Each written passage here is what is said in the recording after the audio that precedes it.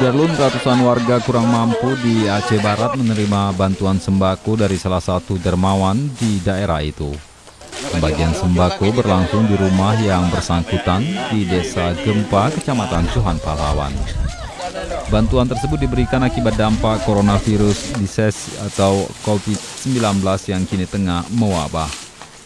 Total 250 paket sembako yang disalurkan dengan harapan membantu meringankan beban ekonomi masyarakat di tengah pandemi COVID-19.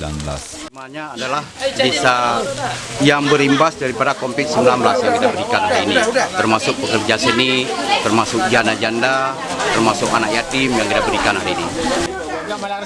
Dari Melabu, Saadul Bahri, Serambion TV.